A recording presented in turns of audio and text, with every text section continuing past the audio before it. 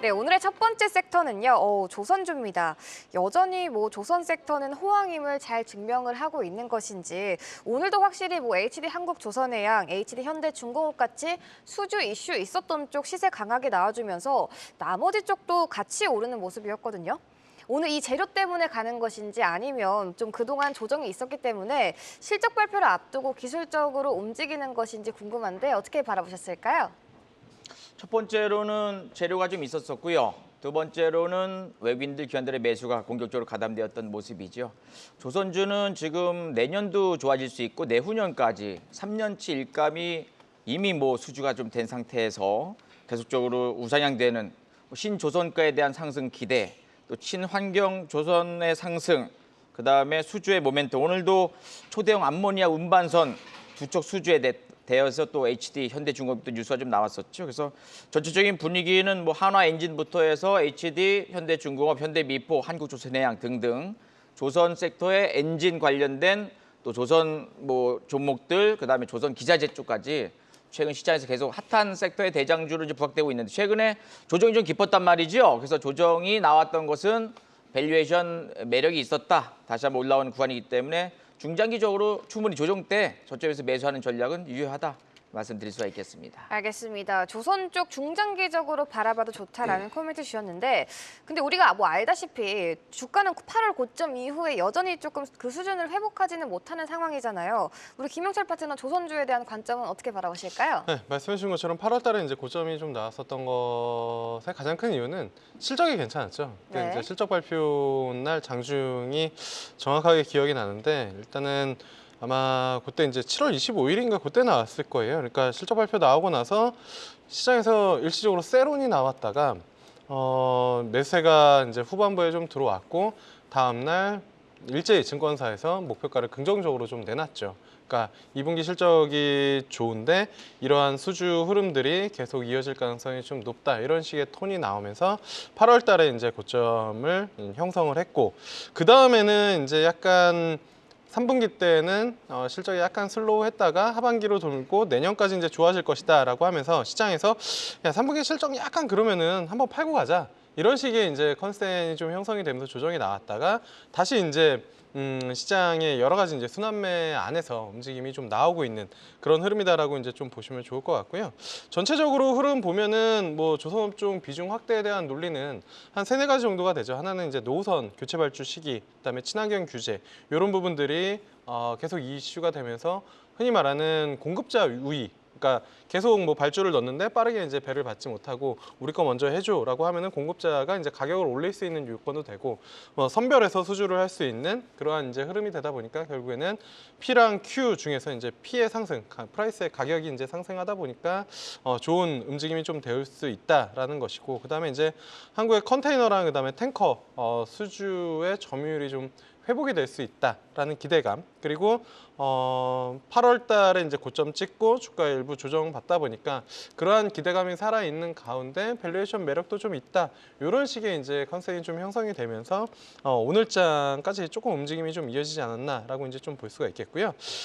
기술적으로는 HD 현대조선해양이 개인적으로는 탑픽 대장주로 좀 보고 있는데 네. 이 기업은 일단은 21만 원이 8월 달에 찍었었던 고점이잖아요. 그래서 21만 원, 17만 원 이렇게 박스로 좀 그거 놓고 아래쪽으로 내려오면은 매수, 그다음에 위쪽으로 올라오면은 일부 비중 조절 이렇게 이제 좀 대응을 하다가 결국에는 2차 상승 랠리나 시장의 주도주로 부각이 되는 건 이 21만 원을 흔히 말하는 거래량 붙이면서 돌파하는 그런 흐름일 테니까 그 전까지는 박스권 트레이딩 그리고 21만 원 돌파할 때는 다시 한번 비중을 확 높여서 추가적인 랠리에 한번 동참해보는 그런 전략이 유효하지 않을까 개인적으로는 그렇게 좀 보고 있습니다. 알겠습니다. 근데 수주는 좋다고 하지만 실적은 또 다른 이야기잖아요. 지금 이 상황에서 3분기 실적을 놓고 증권가에서 잘 나온다, 못 나온다 이런 의견이 좀 갈리는 것 같은데 그렇다면 이번 실적을 전후로 해서 약간 조선주들의 주가 흐름이 앞으로 계속 우상향할 수 있을 거라고 생각하시나요? 그러니까 이제 3분기 애널리스트나 증권사마다 전망이 좀 다르긴 해요. 근데 톤 자체는 약간 2분기보다는 조금 이제 슬로우하다. 이런 이제 톤일 것 같거든요. 그래서 대응 전략을 본다라고 하면은 3분기 실적 발표 이후에는 시장의 대부분 다 그렇게 생각할 거예요. 3분기 실적이 어쨌든 시장에서 뭐 예상한 만큼 안 나오더라도 다음 분기에 좋을 거고, 만약에 3분기에도 실적이 좀 좋게 나온다라고 하면은 2분기에 실적이 좋았는데 3분기까지 좀 좋아졌다 그러면은 이게 그냥 일시적으로 좀 좋아지는 게 아니라 확실히 시장에서 예상하는 그러한 호재들이나 아니면은 시장의 사이클이 반영이 되고 있다, 이렇게 해석이 될 수 있기 때문에 3분기 실적 발표 전까지는 그냥 트레이딩 전략, 그리고 3분기 실적 발표 날 뭐 변동성을 준다면 거기가 어떻게 보면은 가장 뭐 투자하기에는 좋은 타이밍이지 않을까, 이렇게 좀 보고 있습니다. 알겠습니다. 3분기 실적 발표 전까지는 트레이딩 관점에서 지켜보자라는 말씀이신 것 같습니다. 그렇다면 우리 안인기 파트너는 조선주 3분기 실적 어떻게 예상하실까요? 3분기 실적은 생각보다 매우 높게 나오지 않을 것으로 보여집니다만 예상치만큼 나올 것으로 보여지고요.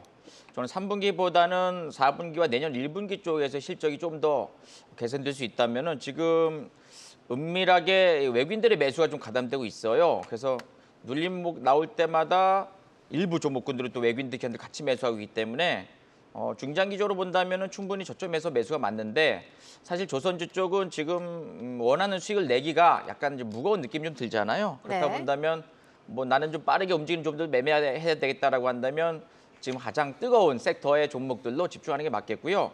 중장기적으로 좀 길게 가져가야 되겠다라고 한다면 조선주의 저점 매수 전략은 뭐 충분히 나쁘지 않다 말씀드릴 수가 있겠습니다. 알겠습니다. 중장기적인 관점에서 지켜보자라는 코멘트 주셨습니다.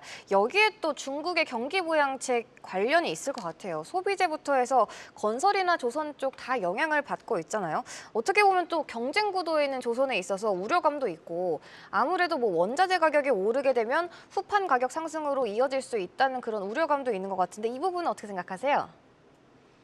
누구요? 저요? 네. 네. 그래서 지금 중국 관련된 종목들은 지금 건설 섹터라든가 또 플랜트라든가 또 최근에 석유화학주라든가 또 철강 쪽이라든가 이쪽에 움직임을 보게 되면은 적극적으로 메이저 외국인들 기관들 프로그램의 매수가 가담되지 않고 있는 상황이기 때문에 조선이 먼저 움직임이 좋아지면서 다음에 화학, 철강, 그다음에 뭐 다른 쪽에 플랜트 관련된 종목들이 올라올 수 있다면 먼저 조선주의 눈치를 좀 볼 수밖에 없는 상황이거든요. 그래서 조선주 섹터는 저도 충분히 또 저점에 대한 인식이 있기 때문에 물량 모으는 전략은 유효하고, 다른 쪽 종목들은 조선주의 움직임을 먼저 보면서 대응하는 것이 맞지 않은가 생각이 되어집니다. 네, 지금으로서 모아가는 전략으로 대응해보자라는 말씀 주셨습니다. 그렇다고 우리 김영철 파트너, 사실 조선주 하면은 기자재 쪽도 궁금하거든요. 기자재 쪽 이야기도 해봐야 될 것 같은데 뭐 엔진이나 설비, 밸브 이 중에서 뭐 어느 쪽을 조금 더 주목해서 보면 좋을까요? 사실 이제 뭐 그 흔히 말하는 기자재 말씀해 주신 것처럼 엔진이나 뭐 피팅, 밸브 이런 쪽에 대한 모멘텀도 좀 있긴 한데, 저는 최근 시장 그리고 뭐 최근 1년간의 시장을 보면 결국엔 대장주, 주도주의 상승률이 결국에는 다른 여타 그 같은 섹터 내에 그러니까 흔히 말하는 밸류체인의 하단에 있는 종목들보다 수익률이 월등하게 좋게 나오는 게 최근 시장의 트렌드인 것 같거든요. 대표적으로 우리가 반도체만 놓고 보더라도 예전 같은 경우에는 소부장 관련된 종목들이 되게 수익률이 좋았었는데, 이번 올해의 흐름을 보면 그냥 기존 주도주였었던 SK하이닉스의 수익률이 가장 좋고 그다음에 한미반도체의 수익률이 가장 좋은 것처럼 업종 내 대표 종목이 수익률이 더 좋다라고 보고 있기 때문에 기자재나 선박 엔진 이런 것들이 옛날에는 확실히 그 조선주가 뭐 한 5를 가면 피팅 기자재 같은 경우에는 그게 이제 간 이후에 한 7, 8, 10을 가는 그런 움직이었다면, 지금 같은 경우에는 쏠림이 더욱 강하기 때문에 그냥 조선주 대장을 보는 게 훨씬 더 수익률 측면이나 아니면은 계좌 안정성 측면에서 더 좋지 않을까. 이게 결국에는 업종 대표주나 아니면은 수급 쏠림이 이루어지는 그러한 이제 흐름들. 그리고 또 하나는 뭐냐면은 이게 뭐 조선주뿐만 아니라 비단 여타 업종에도 마찬가지인데, 시장의 유동성이 부족하다 보니까 대장주만 사는 흐름들이 계속 나오는 거죠. 이게 시장의 유동성이 되게 풍부하다라고 하면은 그 대장주가 움직이고선 흔히 말하는 낙수 효과로 밑에 밸류체인까지 같이 끌고 가는 움직임이 나오는데, 지금은 그러한 흐름들보다는 그냥 시장 자체도 업종 대표주 그리고 대장주 만 거래를 하는 게 수익률 측면에서는 압도적으로 비교 불가다라고 개인적으로 생각하고 있습니다. 그래서 피팅 기자재 분명히 나쁘다라는 게 아니라 수급적인 측면에서는 그냥 조선 대장주를 사는 게 맞지 않을까 이렇게 좀 보고 있습니다. 네, 지금으로선 기자재 쪽보다는 조선주의 대장주 흐름을 지켜보는 것이 좋을 것 같다라고 말씀해 주셨습니다. 이게 또 근데 중국의 부양책도 관련이 있지만 지금 뭐 미국의 대선도 걸려 있는 것 같아요. 탱크선이나 뭐 석유나 셰일가스 이런 거를 운반하는 거다 보니까 아무래도 뭐 트럼프가 되면 탱크선이 잘 갈 것이고 해리스가 되면 잘 안 갈 것이다 이런 분석들도 나오고 있더라고요. 이 부분은 어떻게 생각하세요? 뭐 저요? 네, 아니거든요. 트럼프 당선이 가능하다면 저는 일단은 자국 우선 이익을 추구하는 그런 과정이기 때문에 중국과 경쟁 업체에 있는 대한민국 산업들이 한 번 정도는 추가적인 상승 나올 것으로 보고 있거든요. 그래서 지금 뭐 전 세계 시장 점유율 1등 중국 또 1등 대한민국의 조선업종에 대해서는 트럼프 당선이 된다면 저는 일단 긍정적인 우상향 전개될 것으로 보여지고요. 그다음에 최근에 뭐 원전이라든가 방산이라든가 또 일부 또 제약바이오 섹터도 지금 관련된 종목으로 부각되고 있어가지고 11월 초기 때문에 한 2, 3주 정도 남은 구간이므로 현재로서는 계속 뭐 사전 투표라든가 또 어떤 시장에서의 어떤 분위기를 보면서 정책 관련도에 대한 긍정적 전략을 취하는 것도 저는 바람직하지 않을까 생각이 좀 되어집니다. 알겠습니다. 트럼프가 당선이 된다면 우상향 전개가 이어질 것이다라고 전망을 또 해주셨는데 앞서 또 조선주 내에서 대장주를 보자고 말씀을 많이 해주셨잖아요. 일단 주변에서는 뭐 조선주 HD 붙은 거는 다 봐라 이런 이야기도 참 많이 들었는데 그렇다면 두 파트너께서 조선주 내 탑픽 종목을 하나씩 꼽아주실까요? 김용철 파트너부터 꼽아주세요. 주위의 얘기를 잘 들으시면 될 것 같습니다. 아 그런가요? HD 한국조선해양 보고 있습니다. 대장주. HD 한국조선해양이요. 네. 그렇다면 우리 안인기 파트너는 어떤 종목? 친환경 엔진 쪽에 수요가 증가된다면 저는 한화 엔진이 또 한 번의 슈팅이 좀 나오지 않을까 생각이 되어집니다. 알겠습니다. 이렇게 조선주 관련해서 종목들까지 함께 짚어봤고요.